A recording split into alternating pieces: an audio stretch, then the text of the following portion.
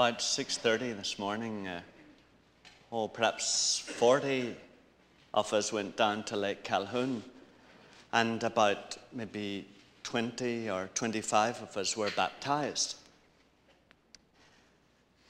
And you know that none of us think that you have to be baptized before you can have a real relationship with God.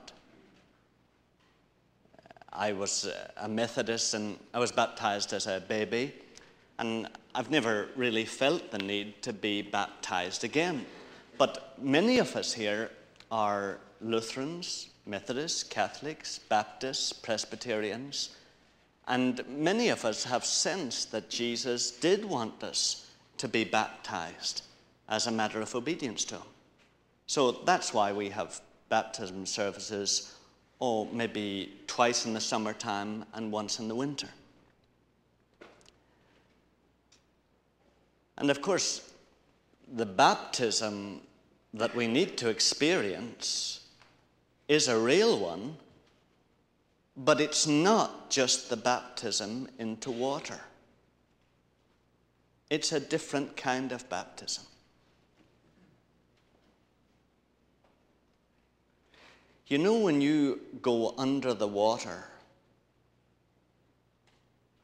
you have to suddenly begin to live in dependence on the life that you have already stored up within you, haven't you?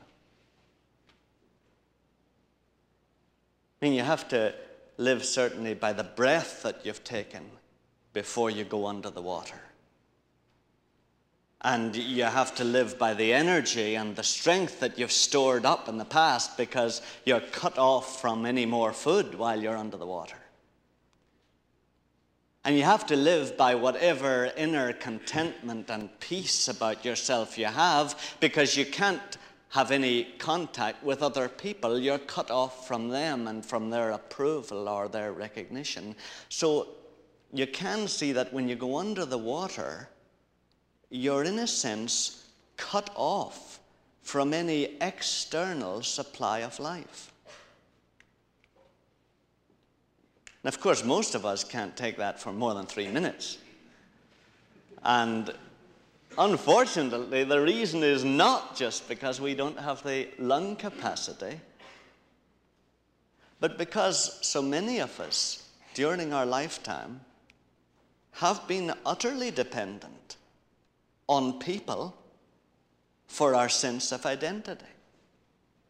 We've been utterly dependent on circumstances for our sense of happiness or contentment. And we've been utterly dependent on things for our sense of security.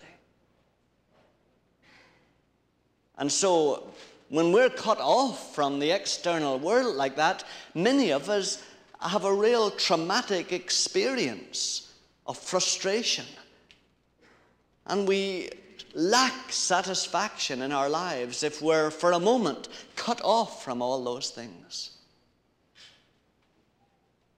Now, loved ones, that's the kind of baptism that we do need to experience. Because you can only have a relationship with God if you've been baptized into a death to all other relationships that would try to supply what he alone can supply. Now, that baptism you do need to experience. You might not experience baptism with water, or you may, but you do need to experience a baptism into dying to all other relationships that will try to supply you with what God alone can supply you. And that's the true baptism that is necessary. And loved ones, unless you do experience that, you will never experience spiritual regeneration. Unless you come to the point where you die and are willing to be cut off from people as the source of your identity. Unless you're willing to die and be cut off from the external world of circumstances to provide you with happiness or uplift or optimism, you can never enter into a real relationship with your Creator. And it's the same with things. Unless you're willing to be cut off from the sense of security that you get from the world of things and possessions, you can never really experience a real relationship with God. Because that's really what sin is, you know. Sin is depending on people for your sense of identity instead of God.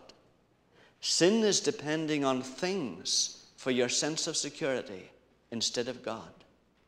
Sin is depending on congenial circumstances for your happiness instead of depending on God. That's what sin is, really. And being baptized into a death to those things is being freed from sin and declaring to your Creator, Lord, you alone can supply me with these things. That's what it means to be baptized into Jesus' death, loved ones. It means that you're willing to identify yourself with Jesus in his death to people and to the opinion and the approval of people for his own sense of significance. It means you're willing to be baptized into that with him. It means you're willing to be baptized into his death to food and shelter and clothing as a reassurance of security. It means you're willing to be baptized into his death to congenial or convenient circumstances as the source of your happiness. In a way, it means that just as you're cut off from the life support system of this external physical world when you are buried in the water, so when you're buried with Jesus, you're cut off from the life support system of this present external world. Of course, the killer with most of us is we're so used to that life support system that our whole personality reacts against that kind of death. Indeed, our personality cannot adjust to it. It cannot adapt to a different life support system. And the only reason it can at all, loved ones, is that God took your people-addicted, thing-addicted, circumstance-addicted personality and he put it into his son Jesus, and on Calvary he destroyed it, and destroyed it before that in a cosmic destruction. And for that reason, your personality is able to change like that in a moment, if you're willing. If you're willing, your personality can change like that. It can be looking that way for its security, significance, and its happiness, and it can change like that. Loved ones, you can. You can. It is Satan and the whole train of his servants that we have in our society today that claims you can't change. You can change. In a moment, in the twinkling of an eye, you can change. Because God has already worked the change in his Son. And all you're doing by being willing for that change is to allow him to actualize that in you this very moment. That's why it's so important to take a definite step of commitment. It doesn't matter whether it's going down into the water or not. It doesn't matter whether it's coming up here or not. It doesn't matter whether it's sitting in your own chair at home, but a definite moment of commitment when you say, Lord God, I'm willing. I'm willing to die to the life support system that has been my only reinforcement and my only strength. I'm willing to die, Lord, to people and their opinion of me for my sense of identity and significance. I'm willing, Lord, to die now to things and possessions for my feeling of security. I'm willing to die to congenial circumstances for my sense of happiness and contentment. And Lord, I'm willing to depend on you and you only. And I'm willing to live off our relationship and that alone. And anything else that comes to me is just an extra that you give me, but I'm willing to depend on you only. Now, loved ones, the moment that you part company from your last relationship of dependence on this external world, that moment, God is able to cut the umbilical cord that connects you to people and things and circumstances, and he is able to energize you by his Holy Spirit so that you immediately sense that he's real. And you enter into all the security and the significance and the happiness of a real personal relationship with him. But loved ones, he can only work that if you're willing on this side to part company from those things. If you're willing to die to that life support system, if you're willing to be cut off from that physical external world as the source of your security, significance, and happiness. May I just make that point? I'm not saying that you stop eating. I'm not saying that you stop having friends. Not saying that you stop owning things. But you know what I'm saying. You stop using those as your source of security. You stop using those as your source of significance and sense of identity. You stop using those as your source of happiness. Because, loved ones, it's using those things that makes you so obnoxious when you don't get what you want. That's what makes you so obnoxious. To the loved ones that live with you, to your friends, to our colleagues, to everybody we come in contact with. What makes us obnoxious is we get so irritated when we don't get what people we want, or what things we want, or what circumstances we want. It's raining today and I was going to go sailing. It's not snowing and I was going to go skiing. Wife, you ought to do that for me. And loved ones, that's the source of sin in our lives. And being freed from that means dying to all those things as our right. Now really, the moment you're willing to give up your last relationship of dependence, whichever it is, maybe it's your dependence on your bank account, maybe it's your dependence on your car, or maybe it's your dependence on other people's opinion of you. But the moment you're willing to die to that, the moment you're willing to be identified with Jesus in his attitude to that, that moment, actually, God regenerates you and makes you a child of his. But the death with Jesus and the resurrection into a new relationship with God is proved by the first word or the first act that you say or do that shows to the world and to the angels and to your friends that you are in a new relationship. That's right. God is only glorified when you speak the first word or do the first act that declares that a change has been wrought in your life. Could be anything. Could be writing out a check to someone for sheer love of Jesus. The moment you put the pen to the paper, that is a proclamation to God that no angel can question, that you have entered into a new relationship to God, and that you're now looking to him for your security and your significance and your happiness. It could be someone criticizes you in the office, and you don't whip back at them. You're silent, and you're quiet, and you love them. That is the first thought or act that signifies to God and to the whole world that you're in a different relationship. Now, loved ones, I think that's really what is meant in Romans 10 and verse 10. And maybe you'd look at it, because it is a different interpretation, but I really think it is the meaning of the verse. Romans 10 and verse 10.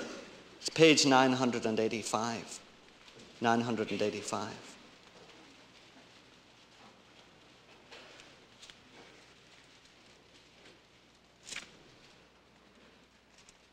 For man believes with his heart, and so is justified, and he confesses with his lips, and so is saved. You remember it in the letter to Timothy, Paul talks about Jesus making the good confession before Pontius Pilate. We so often think, oh, confession has to be speaking with your mouth. Well, really, no. Making a good confession is being what you now are, whatever that is. It's the act or the word or the thought that proclaims to everyone that you are in a new relationship to God. and that you have ceased your old relationship of dependence on people and things and circumstances. That's really what the good confession is. And that's why many of the old martyrs that died are talked about as making the good confession. They made it with their lifeblood. They declared there and then, I am not dependent on this world for my safety or for my importance. There is another world that I depend on. So making the good confession, loved ones, is the act or the word or the thought that occurs in the practical everyday lives of all Christians.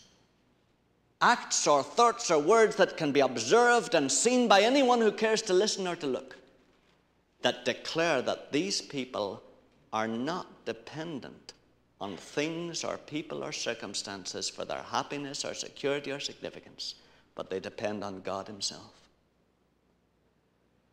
Now, I think what really helps so many of us is to hear some of the rest of us share the first little steps that we took that way in our relationship with Jesus. And that's what I'd ask you to share very briefly this morning. If you could just keep it, to a minute so that as many of us can share as possible. And would you share the first signs in your life that you saw that plainly showed you anyway that something had happened inside you? That a mighty work had been done in your life that had changed your attitudes and changed the way you dealt with people and the way you thought about life. That would really help, because I'll tell you, some of the rest of us probably are having trouble with some of those things. And it just makes all the difference to know that, yes, you can actually be freed from that. Now, if you want to share other things, that's good, but it would really help if you would concentrate on that. Both those of you who are just new in Jesus this summer and those of you who have been longer on the way, if God prompts you, will you try to share just those first signs in your own life that showed you that you were in a new relationship to God and a different relationship to the world? Because I think a lot of us wonder, is it possible? Is it possible ever to cut that old cord? And it's good to hear that it is. I could share for the next half hour myself, but I'll keep quiet.